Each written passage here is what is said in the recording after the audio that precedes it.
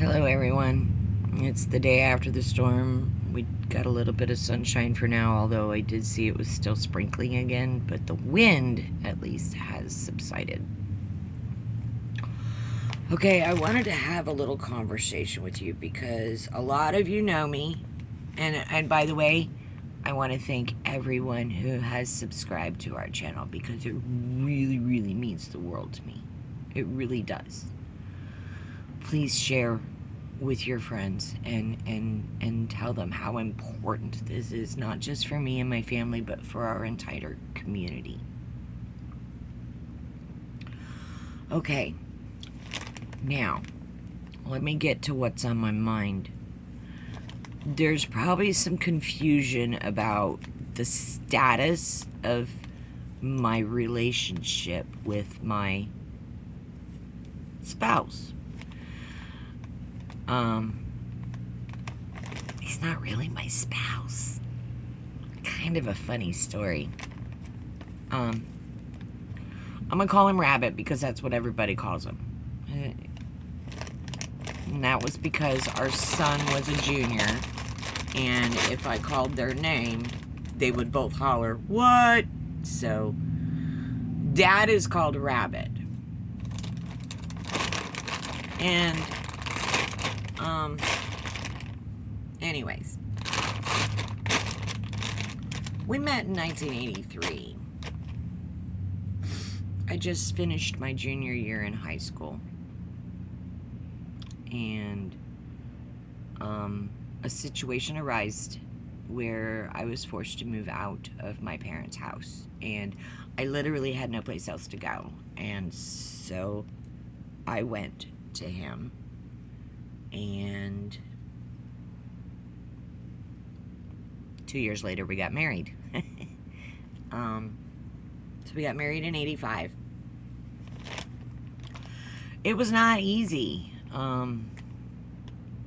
Let's put it this way. The minimum wage when we got married was $3.35 an hour. That was the minimum wage.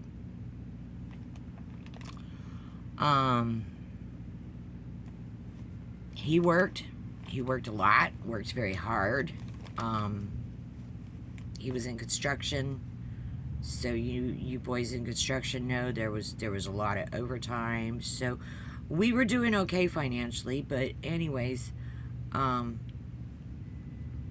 some point during our relationship, during our time together, I actually joined the military, because I wanted to further my education, and it was the best way at the time for me to get my degree in the medical field, where I was trained as a medical specialist, and I came out of the military with my EMT certification. Well,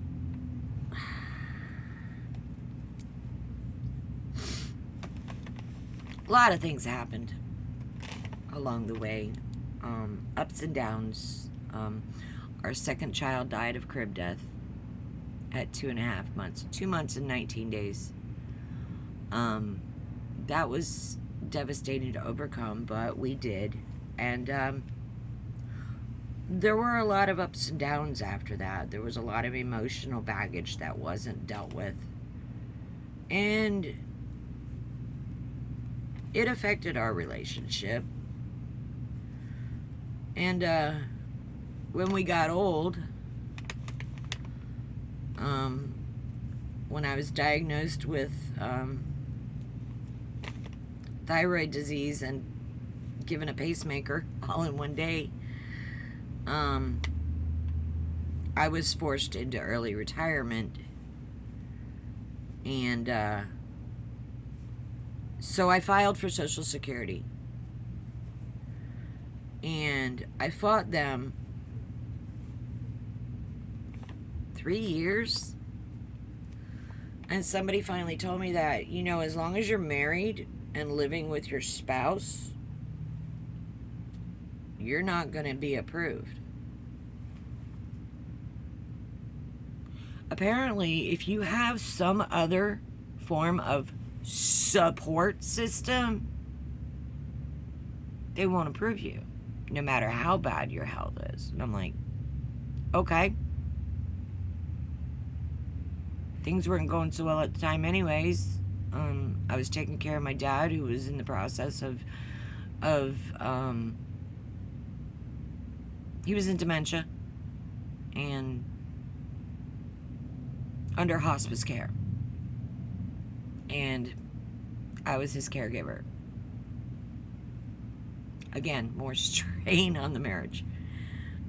So at that time, with everything that was going on, we divorced. Went our separate ways for a little while, a couple years.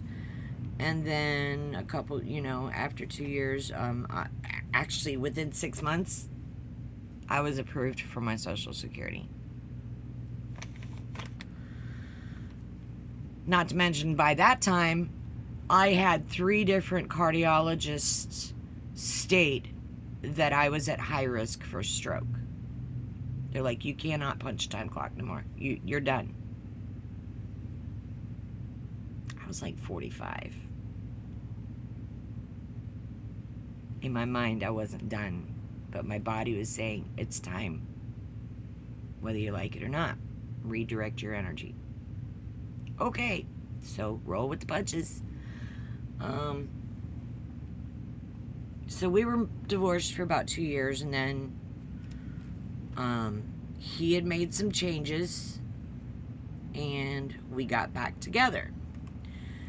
And what I mean by changes is he had a problem with alcohol. But at one point, so did I. I grew up with those parents that used to rub scotch on your gums when you were teething as a child, as a baby. Mom would put a couple drops of creme de menthe liqueur in a bottle of water if you had a tummy ache. Okay, so these were just normal things that our parents did. I grew up drinking at a very early age. So when I went into the military, all we could do legally was drink. And that's what we did. Every day after work, we were all at the cantina or the VFW or the USO hall. We were all getting drunk every day after work because it was the only way to deal with the head trip they put you through. It was our only outlet, so to speak, emotionally. So I came out of the military broken in many different ways, not just physically, but mentally. And I went through a few years of alcoholic hell myself and making poor decisions and doing things I shouldn't have done and spending money that I really wish I could have had back. And I think back about all the money I wasted. Oh my Lord. Anyways, so I haven't had a drink in over 20 years now. I beat my demons and sent them back to where they came from. And I'll admit, there's times when I'd love to have a yummy little margarita because me and Jose were real good friends. And we woke up in jail many a night together. So yeah, I quickly remind myself that we woke up in jail a few times together because I made poor, stupid decisions in my early years. Anyways, water under the bridge. Let's get back to the situation. So we got back together, and his health took a turn for the really worse. He had been fighting colon cancer for many years, and at that point they told me and him that it had spread to his liver and his lungs. And he was already at stage 3 liver failure when we got back together. And he wanted to make sure that if nothing else, when he passed, that I would be able to get 100% of his Social Security. So we got remarried. But it wasn't a normal wedding. Our dear friend Coyote, who is a shaman from the Pomo tribe, performed a tribal ceremony for us on the beach in Yachats, Oregon. And there's a video of our ceremony on our Facebook page, on my Facebook page, if you want to see that. And the pictures, they're all there. Well, things went okay when we got remarried for a little while.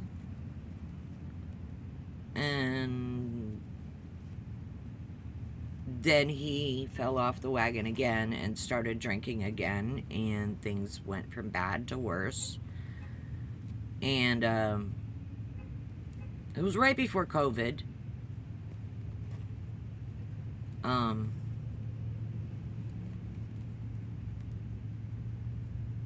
I literally forced him to go to a rehab, and he wasn't happy with me about that. But I'm like, it's either that or hit the door. I just couldn't deal with the abusive alcoholic yelling at me all the time for something that isn't even my fault. I was done. So I sent him off to rehab.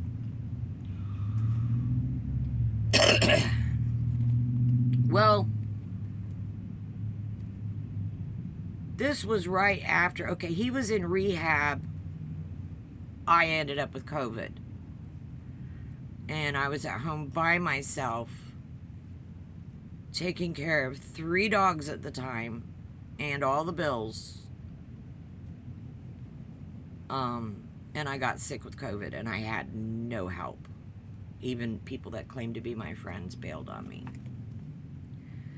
So, thank God I was trained to be a medic, because I was able to save myself. I went to the emergency room, and they ran tests, and they're like, well, we don't know what's wrong with you. It's not the flu. We've never seen this before. So now, this is the December before COVID was announced to actually be in the country.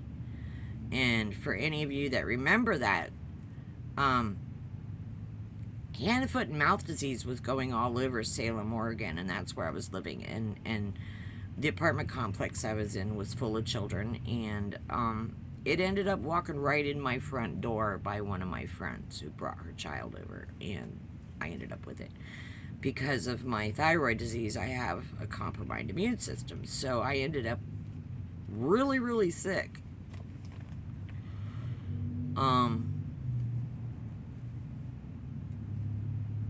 Anyways, I survived that, and he came out of the rehab pretty angry, and at the same time, we were all issued those COVID checks. Well, he wanted to keep drinking, and you know, he had a little bit of money in his pocket, so he thought he was going to be funny, and he went and filed for divorce. Well, he brought me the divorce papers and asked me to sign them, and I'm like, I'm not signing them because you're drunk. You get sober, stay sober for 30 days, and you still want me to sign them? I'll sign them. But I'm not signing them while you're drunk. So he got mad.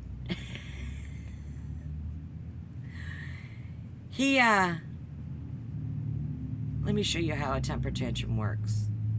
He bought a plane ticket to Hawaii, who at that point was just going through COVID. And he flew into Hawaii, and he went from the airplane to quarantine, where they were going to make him sit there in quarantine for 2 weeks.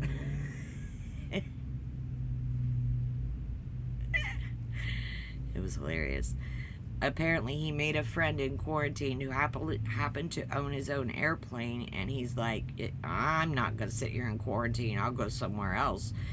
So he's like, you want to go to Florida with me? We can leave together. And so he ended up going from Hawaii to Florida, and then he had to hitchhike back to Oregon. Talk about karma. So anyways, he comes back with his tail between his legs, thinking, oh, well, we're still married. I'll just slide right back up in here and go back to pretending to quit drinking. And, of course, I always knew when he was drinking, because I'm a recovered alcoholic. If you come anywhere near me after drinking, I'm going to smell it on you. You can't lie to this nose. So he'd come in so drunk he can't even walk, and I ain't drinking. I ain't had nothing. Okay, whatever. And he'd find himself on the couch. Anyways, finally, it got to a point where liver's at stage 4, and he's like, I gotta stop. So, you know, I'm a minister. I've got phone numbers for detox centers all over Oregon. So I made a phone call and found him a bed and got him into a detox. And within 24 hours of him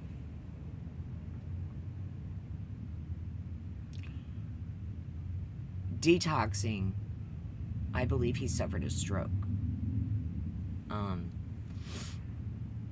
They called me up. Well, he called me up, and he wasn't making any sense at all. And I finally talked to the nurse on the phone, and I said, listen, I know he's detoxing, and I've been through this with him hundreds of times. What I'm hearing is different. I believe he's having a stroke, and you need to get him to the emergency room right now. Oh, but we're taking care of him. No. You just told me he went from walking on his own to a wheelchair in less than 48 hours of you detoxing him. And now he is not making any verbal sense to me at all. Could not form a sentence. And when he would type a text on the phone to me, it was beyond being understandable. And I'm like, there is something wrong. Get him to the emergency room. Well, next thing you know, I'm being called by the emergency room saying, yeah, we got him here. He's being admitted into ICU. Just, it went from bad to worse. He ended up in, they put him in a drug-induced coma for a few days. And he literally had to do rehab to learn how to walk to come back out of the hospital. Well, finally he got off the alcohol, and he was on the phone with Social Security, going over their yearly renewal. You know, they call you up once or twice, or once every year or two, and they want to know how much money you've made. And I'm like, dude, we don't make money. We suffer with what little they give us. After paying in more than $100,000 in Social Security, okay, we've worked our butts off for over 40 years. So this is not an entitlement. This is our own money that we needed a little bit of every month back. Unfortunately, that little is in big capital letters because it's not enough. It's not enough. We each get less than $1,000 a month to live off of.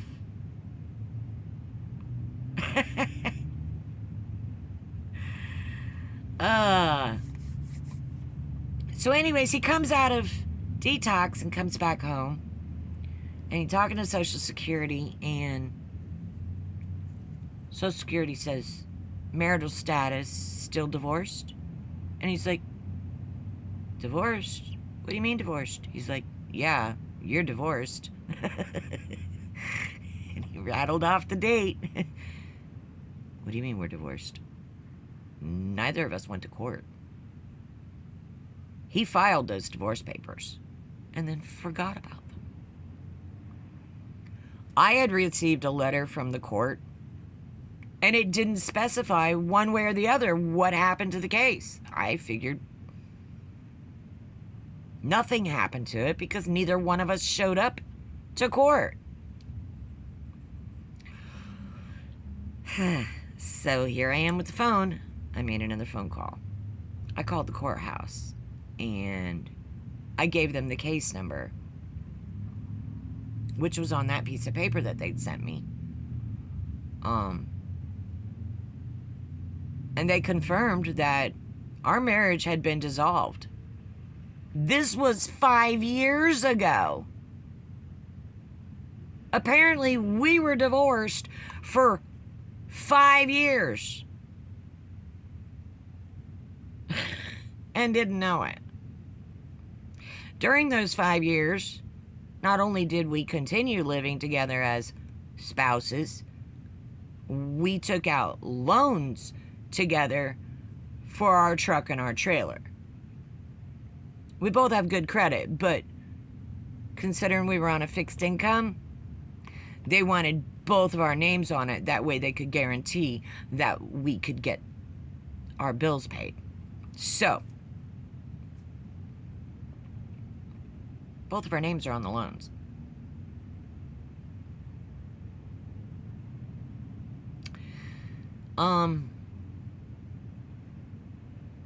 He's asked me repeatedly to get remarried. Nope. I'm not doing it. We're still partners on this journey. And in the eyes of white man, we're divorced. But we had a tribal wedding ceremony. In the eyes of the tribe, there can be no divorce.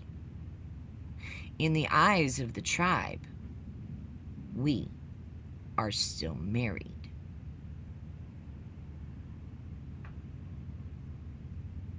Regardless, we took an oath, till death do you part.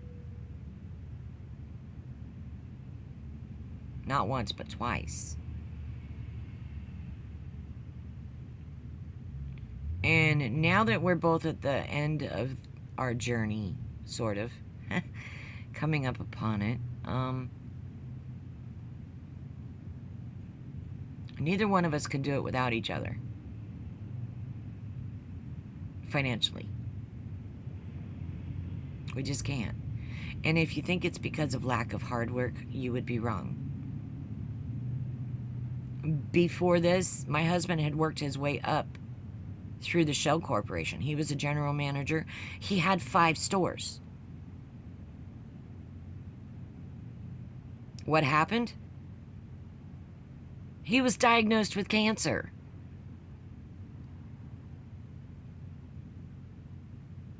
It can happen to you. It can happen to your spouse. This was in 2000.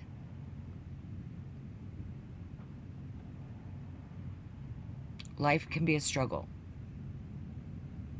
You just have to make smart decisions, decide what's important to you, and move forward. Now we're here at this point again, this crossroads again, where we don't know how this is going to end up.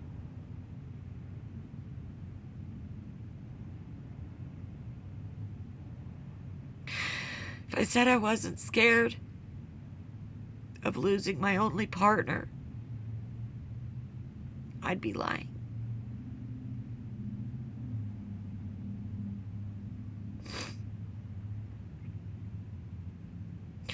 Bad things come in threes. We lost our son 2 years ago to a fentanyl overdose. He was a veteran and he was suffering from PTSD. And he lost his way permanently. On top of dealing with his cancer and my cancer, my heart condition, and now his heart condition. It's a lot of emotional baggage. Add on to that, losing our generator a month after the warranty is up.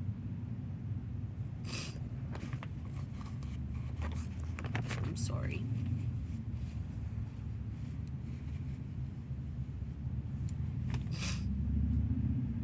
I hate having to beg for help.